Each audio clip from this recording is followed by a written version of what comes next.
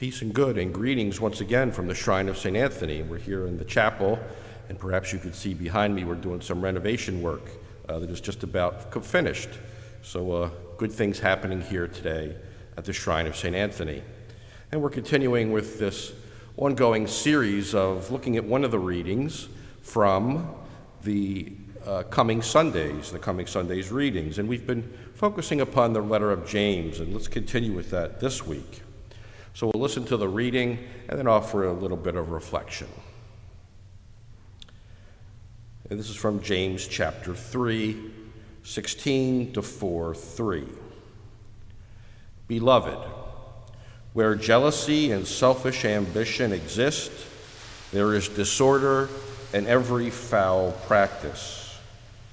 But the wisdom from above is first of all pure, then peaceable, gentle, compliant, full of mercy and good fruits, without inconstancy or insincerity.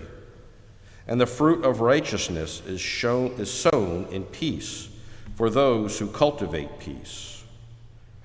Where do the wars and where do the conflicts among you come from? Is it not from your passions that make war within your members? You covet, but do not possess. You kill and envy, but you cannot obtain.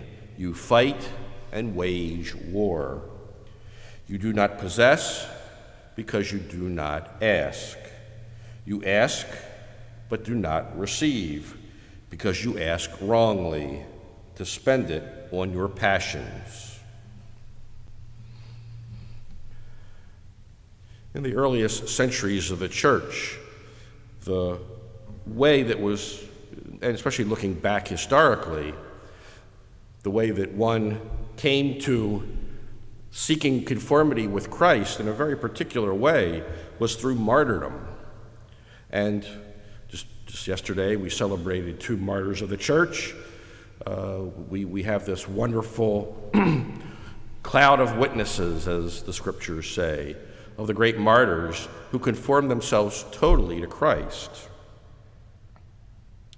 But after the age of martyrdom ended, the question then became, well, how do we become Christian disciples? How do we live this out with that same fidelity, that same fervor that the martyrs knew? And the answer for many was to retreat to the wilderness, to go out into the desert and to reflect. Some of the early writers of spirituality within the church, both men and women alike, left beautiful records of their quests, their journeys. And one of the words that they use, often in their writings, is a word that we hear today in the text, and that is passions. Our passions. For those early Christian disciples who sought to be conformed to Christ, they realized that the first step in the journey is to quiet the passions, right? Those things within us, the noise within ourselves, you might say, that keep us from being conformed to Christ. And that could be many things. We heard a kind of a list of them in that reading from James, right? But simply put, for our own time, it could be the quest for possessions, the quest for power, the quest for position, even relationships, possessive relationships, you might say. All those things prevent us from being united with Christ. All those things prevent us from being united with Christ. And what we need to do is to quiet the passions within us. And in fact, James takes this to an extreme level in referring to and speaking about, where does war come from? It comes from the passions. It comes from envy and greed, the quest for power, right? It's those passions unchecked that ultimately lead to war. So, the call to us that we learn from these great, wise, early disciples of the Christian tradition is to seek to quiet those passions within us, because then we can make room for God in our lives. And as he points out, the important part of that, and this is the theme that we've been seeing over again in James's letter, right, is not just believing in our heads. This is not just a head trip, right, but having our faith be lived in works, that our works are an expression of our faith, that we live, as he says in the reading today, in righteousness.